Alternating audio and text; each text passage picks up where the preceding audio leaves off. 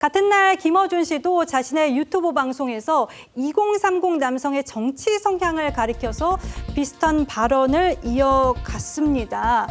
자, 이동학 최고위원님, MB 시절 국정원 심리상담팀이 온라인 공장을 통해서 의도적으로 기획한 것이고 해체해야 할 범죄적 현장이다. 이렇게 2030에 대한 부정적 인식을 김어준 씨가 여과 없이 드러냈습니다.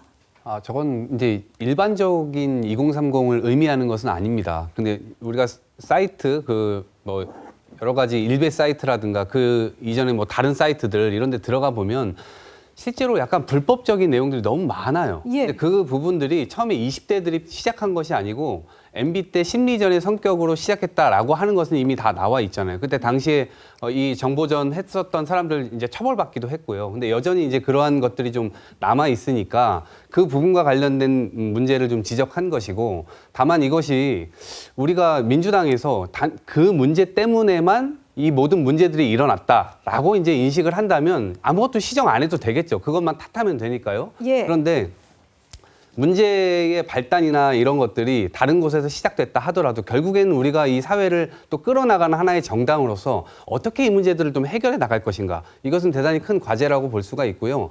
아까 제가 말씀드린 대로 민주당은 이미 기득권 세력화됐다. 젊은 세대들에게 그렇게 보이는 측면이 있다라고 하는 것을 인정하고, 그럼 도대체 어떻게 어디서 풀어나갈 거냐, 이 부분과 관련돼서는 당연히 이제 과제일 수밖에 없는 것이죠. 그래서 단순히 탓을 하는 것만으로는 이 문제가 해결될 수 없다. 그리고 더더군다나 유권자들이 계속해서 젊은 세대들이 올라올 거 아닙니까? 예. 그럼 투표율이 높으면 높을수록 계속 불리한 거를 우리들 스스로가 감수해야 된다는 얘기인데, 그건 본질적인 해결책이 될 수가 없죠. 네. 예, 그런 면에서 좀 대처를 해야 된다 이렇게 생각합니다.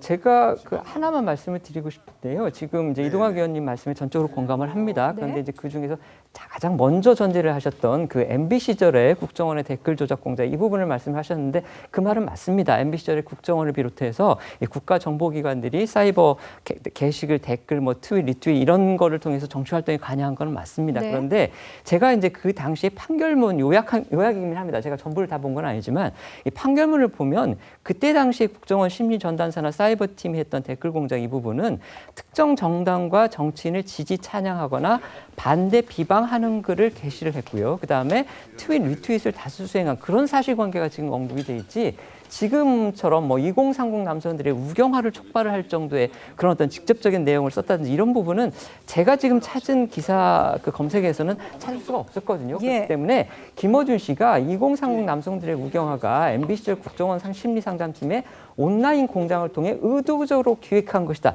이건 약간의 이제 음모론, 저희가 보통 말하는 음모론이잖아요. 예. 이걸로 치부를 해서 그렇게 넘어가려고 하는 거, 이거는 저는 옳지 않은 태도라는 거 말씀을 드리고, 그런 부분에 대해서는 만약에 김어준 씨가 이런 주장을 하려면 예. 그때 당시에 판결문에서 어떤 팩트가 지목이 됐는데 결국 그걸 보면은 결국 국정원 당시에 댓글 공작이 지금 현재까지 이어져 왔다. 이런 팩트를 가지고 얘기를 해야지 아무런 그런 근거를 제출 없이 이렇게 막연하게 얘기하는 거, 이거는 사실 갖다 호도할 수가 있기 때문에 그 부분은 저는 지적을 하고 싶습니다.